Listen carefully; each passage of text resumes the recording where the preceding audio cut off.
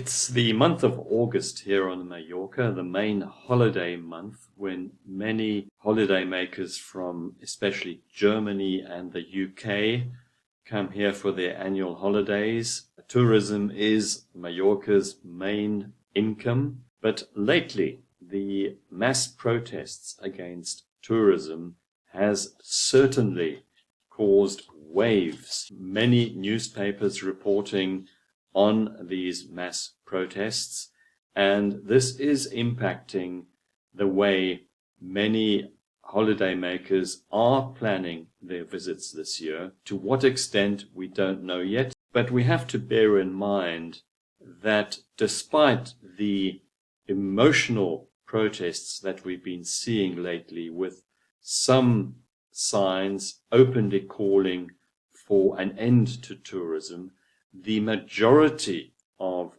people in Mallorca are opposed to the type of protests we've been seeing here.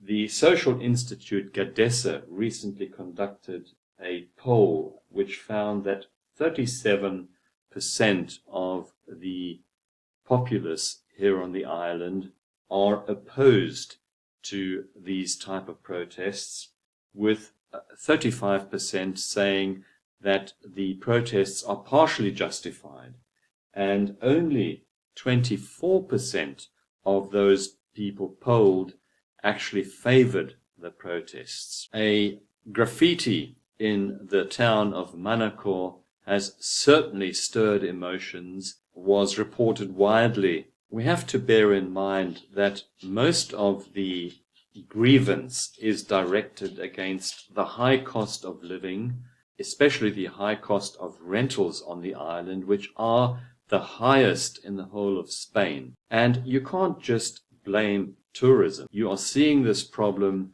in London, in Munich, in New York, in many other places of the world where rentals have become unaffordable for people with average incomes. So you have to look at the complexity of the problem here and not demonize tourism. If people are aggrieved and angry, they will find a scapegoat. And at the moment, the scapegoat here is tourism. There is a decidedly ethnocentric and nationalist sentiment in part of this protest movement, quite visible in the placards the protesters have been, or some of the protesters have been carrying in Barcelona and in Mallorca, which makes people feel very unwelcome. So where's all this going in the future? You have to look at this from a global perspective. Over-tourism is not only a problem in Spain.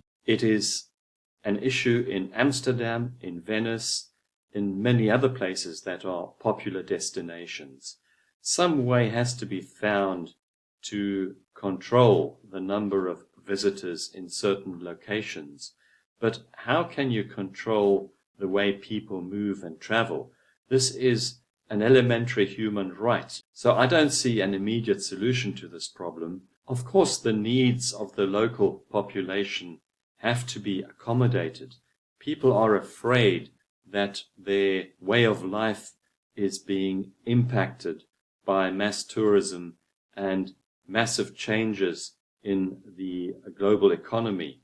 The bottom line is that high rentals and high property prices is not only caused by tourism, but many other factors. And this is a part of government legislation that has to be looked at. It's part of government responsibility to create conditions that make it easier for property developers to provide cheaper housing.